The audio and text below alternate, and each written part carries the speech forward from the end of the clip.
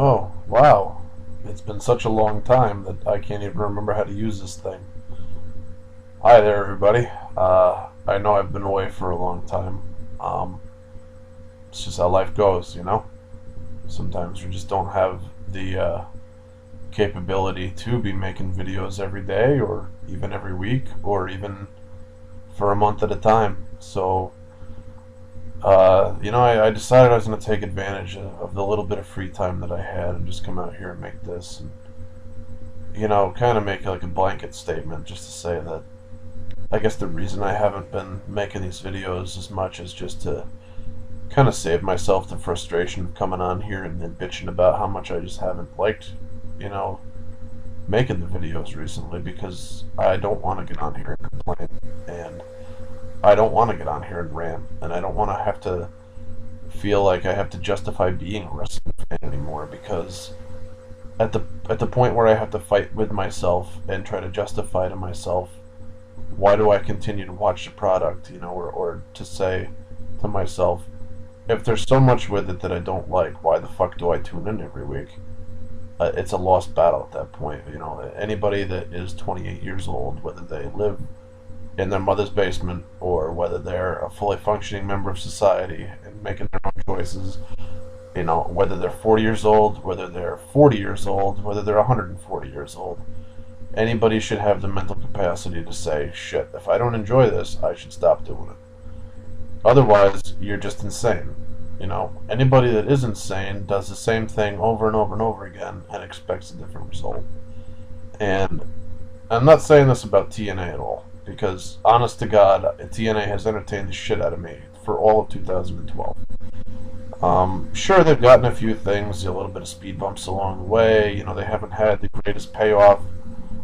Some of their stuff has, not been the best. Like their TV title, for instance, really hasn't gone off as well as I would have liked it to. But at least they got it off of Robbie E. At least he's no longer in the fucking picture. Have they been defending it week after week like they should have? No. But they have it on a veteran like Devon, and at whatever point they do decide that they're going to do something with it, like when Crimson got his shot the other week, I thought that was a good fucking idea right there. Did he win it? No, I don't see him as the TV champ, but it was a way to get him involved in a match to make him look like a bigger player in the fucking company to have a TV title match. So, I mean, that's not total failure, but this really isn't a video about TNA or to take them apart. I mean, yeah, every wrestling company out there is going to have flaws. They're not going to be perfect all the time. But there's a company out there right now, and it's the biggest company. It's the company. It's the WWE. And for a company like that that's supposed to be the trendsetter and the number one, to be doing so many things at a time that are pissing me off and to kind of drive me away from their product, I get it. Like a lot of people want to call me either a TNA mark, or they want to say that I'm living in the golden era, or that I'm living in the attitude era, or that I can't accept the current product for what it is, or that I'm not open to new things, or how it is now, or I'm just not accepting enough, or whatever. You know what? I just can the shit and try to see it from my point of view. That after being a fan of wrestling for 25 years, that legitimately the product is just bad, and it's confusing me as a fan. It just doesn't make sense. And they're doing things like explaining a storyline like the anonymous general manager that went on for such a long time as it did, and then trying to write it off as a joke instead of bringing it full circle and giving it some kind of explanation. This company decides that they want to throw it under the bus, and the way that they explain it is by doing and reliving a storyline between Jerry the King Lawler and Michael Cole on television, even though I know in my heart of hearts that nobody wanted to see that fucking match. On Live Raw, they put that fucking thing together, have Jerry the King Lawler win with an airplane spin, reverse the decision, of all people have Santino come down to the ring to try to save it with a comedy act that, honest to God, wasn't funny from the start, and then pull Hornswoggle out from under the ring with a laptop, and explain that as the anonymous general manager angle.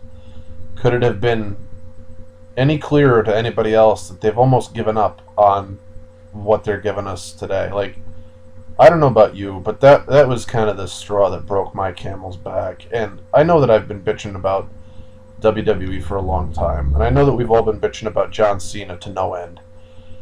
You know, the whole thing with him winning the Money in the Bank, at this point, go ahead and just go for it, because I'm going to stop complaining about it. I'm just not going to watch it.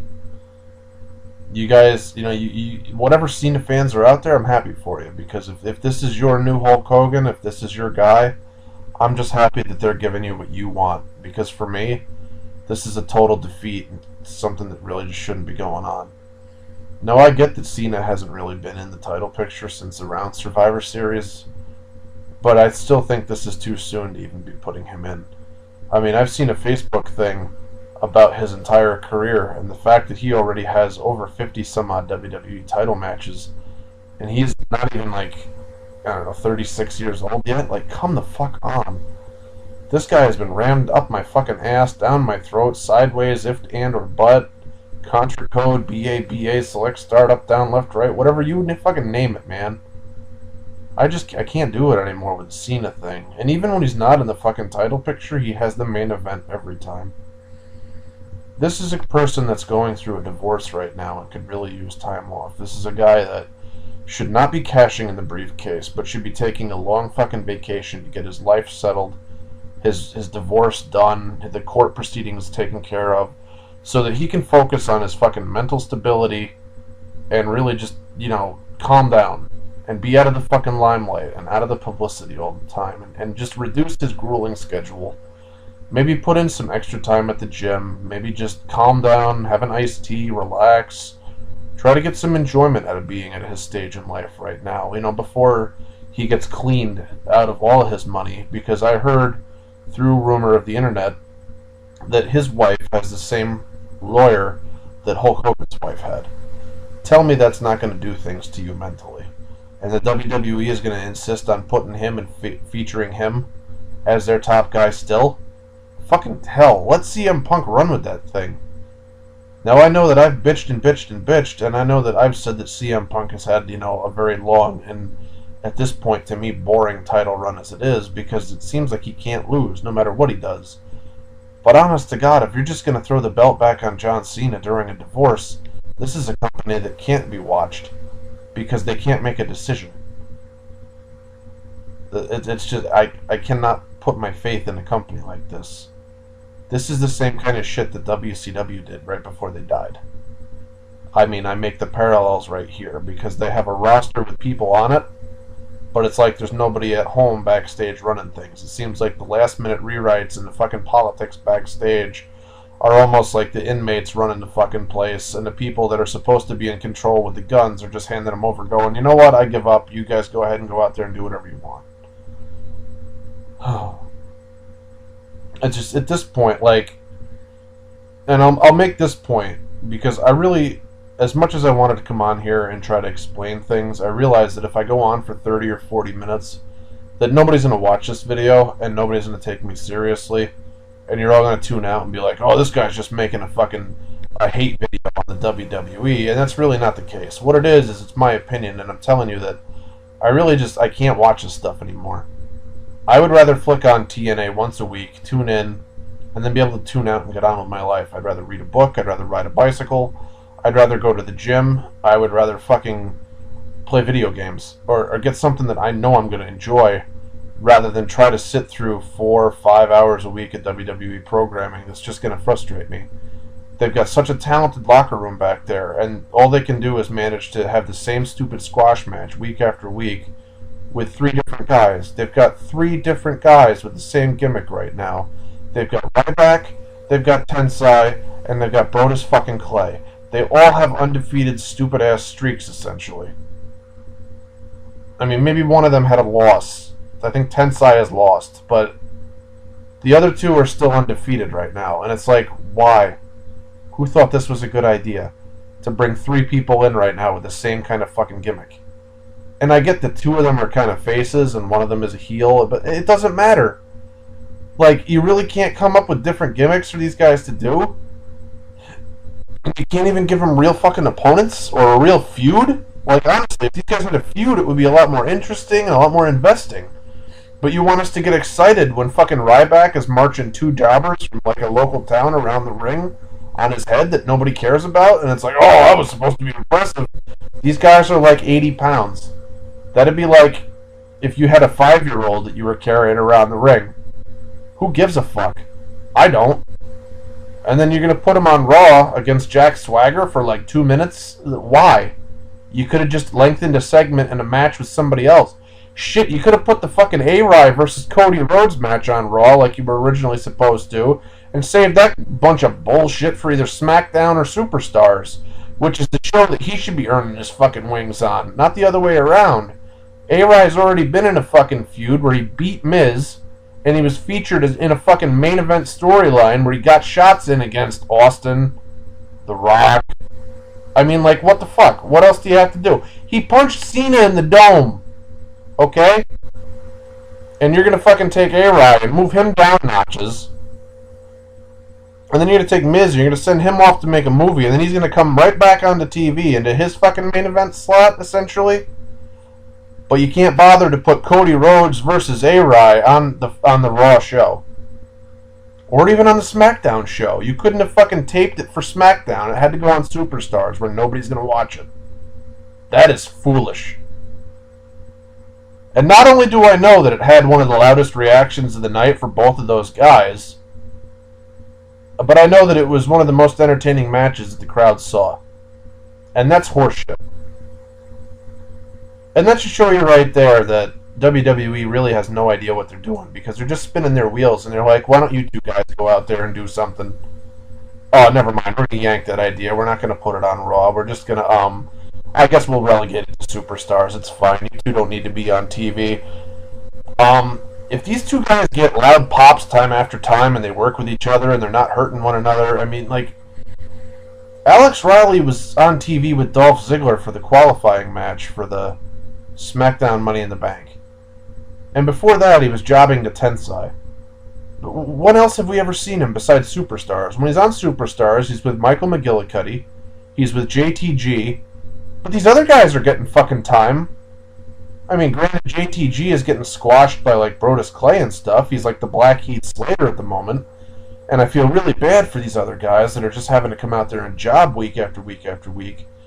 But if Huracan and Camacho can get fucking time as a tag team, even though Camacho has wrestled like 3 fucking times since we've seen him, I think that Alex Riley deserves time on television. And if he's not going to get it, why the fuck should I care? If Alex Riley is like one of my guys that I give a shit about, you know, then why should I care? It's because WWE is not giving me anything that I want. You know, I wanted to see Cody Rhodes in the main event. Ain't gonna happen. Shit, you know, I wanted to see Cody Rhodes with a feud that was going to be long and drawn out with somebody. He's not even on TV anymore. After losing that belt to Christian, they didn't have anything for him to do. He's going to take time off. He's going to go do something else. He's not going to be involved in a program with anyone. And now that Dolph Ziggler's got this shit supposedly with Jericho, you're not going to see Cody Rhodes for probably 2 months. And maybe Jericho will work a program him with when he, you know, if he comes back. But Jericho was supposed to go on tour. So, you do the math. At what point is Cody Rhodes going to get launched in the main event? Is he going to win the Rumble? I don't think so. I don't think that's in the fucking cards for him. So how is getting the Intercontinental title off of him even a good thing? Because that was his way to get television time. After he worked the program with Big Show for WrestleMania, and then won the title back, and then lost it again, what the fuck did that do for him? I know he had a great run as IC champ, but he was supposed to move up from there, not just fucking vanish from TV altogether. He went from longest reigning IC champ in a long time to Superstars. Alright? So, you fucking tell me what's going on there. If Cody Rhodes can't get a spot on Raw, and his opponent for the night, which was supposed to be A-Rye, who gets one of the biggest face pops in fucking, like, I don't know, the last 4 years, can't get a spot on Raw with him, then why should I give a shit about this company? The same company that wants to give me Brock Lesnar, a guy that walked out on their company a long time ago that I'm supposed to be excited about because He beats the shit out of John Cena forever and ever and ever at Extreme Rules. And no, I'm not going to live this down because it was the wrong fucking decision and dumb as hell. And then gets beat by John Cena in 2 moves at the end of the fucking match. Dumb as shit. Now he's going to fight Triple H at SummerSlam and I'm supposed to get excited. Triple H, a guy that should fucking already be retired and not in ring anymore. I don't give a shit what great shape he's in and all that.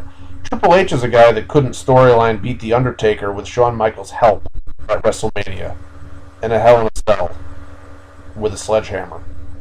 And you're going to tell me that he's going to beat Brock Lesnar in a no-holds-barred match? Go fuck yourself. I don't want to see that piece of shit. The last match that I saw Brock Lesnar in was the Extreme Rules, and I wasn't really... I mean, I was kind of excited to see John Cena bleed, but I had, all my hopes were like, please don't give me shenanigans, please don't give me bullshit, please don't give me Super Cena. Oh, wait, you did.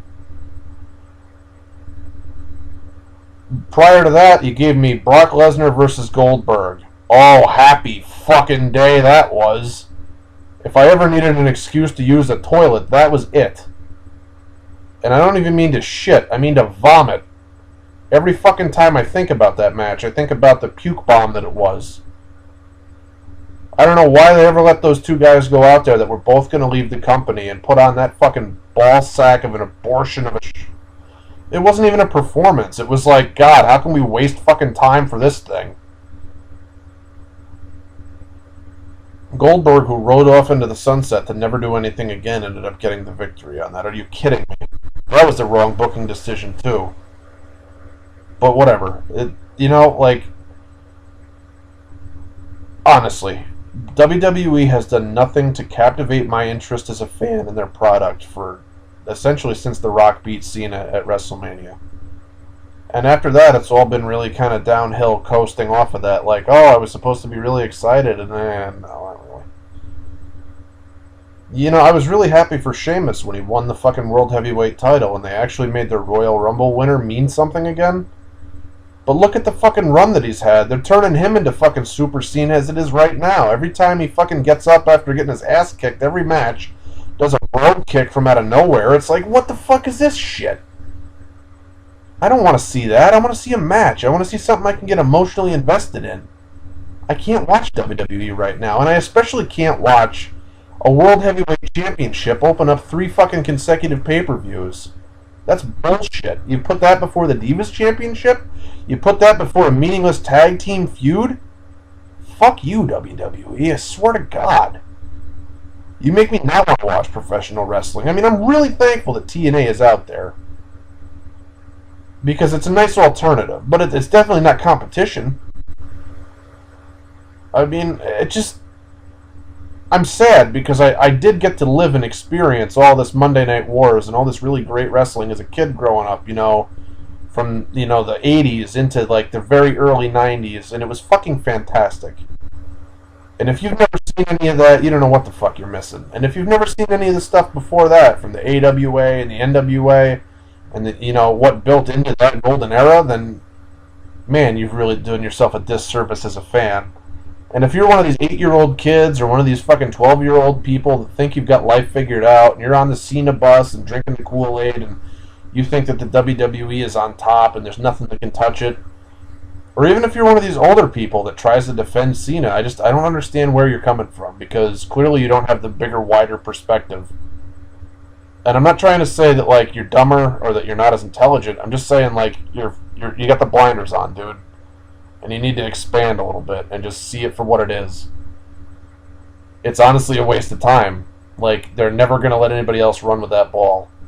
And they can have fucking Randy Orton, who was supposed to be this, great role model for all the children and the person that they're going to trust for the future of that company. And he can fucking fail a drug test, but he can come back 2 months later and still be on a main event program. Because I haven't heard otherwise that they're really pissed at him. And from what I gathered from the buzz on the dirt sheets and the rumor on the internet, and this one kid that is in my wrestling community seems very convinced that he's going to make a debut at the 1000th episode of Raw, even though his suspension isn't up until the end of July. It just doesn't make any sense to me. It's like, thanks, Vince, for really, like, enforcing this shit, I mean, am I glad Rey Mysterio came back? Yeah, but it was kind of pointless because I've already seen him versus ADR. In fact, they had that a long time ago, last year. And I thought they pretty much did that to death. I thought that ADR called him like a little Mexican chihuahua, and that it was kind of like over with by now, as ADR was making his climb toward the WWE Championship the first time. You know, back when he was trying to get into the thing and fight Punk and, you know, qualify before Hell in a Cell. You know, with that triple threat thing that was really awful. That involved Cena, of all people. You know, call it what it will. It's kind of a little rant. It's very informative on my part, I think. Kind of puts you into my head, into my perspective. You know, I don't understand. These 2-hour Raws have been pretty terrible. They've made me really lose faith in the company. The last couple of WWE pay-per-views, they've been pretty stinktastic. While this last one wasn't like god-awful by any means, it clearly didn't do anything to like really boost their product in any way. It was literally like the status quo. Like, if I was a teacher and I was giving it a grade, like it would be passable, but it wouldn't be like, hooray, you made it. It would be like, if I was sending a report card home to WWE's parents, I would say, look, it could use some improvement, and the areas it could work on would be just about every fucking area. Like, minus the set design, there was nothing about that pay-per-view that really stood out to me as like a feel-good moment. Because even when Punk fucking won his match, which I thought was the hell of a hard-fought match, it was like great, but you know, now that they've fought to death 100 million times, you know, between free television and pay-per-view, please let this be over with. I don't want to see it ever again. AJ didn't even fucking end up being a deciding factor in the match that she was advertised to be such a big deal in, and they clearly had no idea what they wanted to do with it in the first place. You know, they made like they wanted to take the fucking belt off of him, and then they got scared because they didn't know what to do afterward. And they clearly didn't have enough faith in that to be the main event for that show, so John Cena had to once again be the main event of the show. And then he had to win the briefcase, as we all knew was going to happen, because God forbid they give somebody else a chance. Even though he's going through a divorce right now. Makes perfect sense to me. You know, if he can be out of the title picture for as many months as he's been. I don't know the exact number, but it's been quite a few. Let's see, if this is the 7th month of the year, and he's been out of the title picture since around Survivor Series... was that, like 8 months? 9 months almost? And he still had the main event just about every fucking time? It just goes to show you that he was never not going to be champ again anyway. And I damn sure don't want to see Rock Cena again at WrestleMania 29. That should have been a one and done. And I damn sure don't want it to end up in a trilogy where they both have one win and then they fight to see who gets the third one. Like, fuck that. It's just, WWE is so right now. Like, if it wasn't for the 1000th episode having a few people from Blast from the Past, like, would anybody want to watch it? Like, hooray, like, let's celebrate. It's been around for 1,000 episodes. Like, okay, so you have a few cameos from people, but what the fuck are you going to do after that when it's actually a 3-hour show? You know, they can't fill a 2-hour show right now with entertaining enough television to keep my interest without wanting me to either die or go to sleep or go in the other room or take a piss break or make dinner or do something else. Like, how am I supposed to stay sane for 3 hours and stay in front of that television and really devote any interest to it? Like, that's a lot of time. 3 fucking hours. Like, 2 hours is enough, man, but like 3? Like what if I want to have sex that night? Like, you know, like, that's a lot of time. You know, what if I want to, like, you know, get on the computer and, like, check email or do something else? You know, like, I don't know. It's just, it's very demanding. 3 hours is a lot of fucking time. Think about that per week. 3 hours, 4 weeks. There's 52 weeks in a year. There's 3 hours. I can't really do math, but that's a lot of hours in a year to spend watching that product.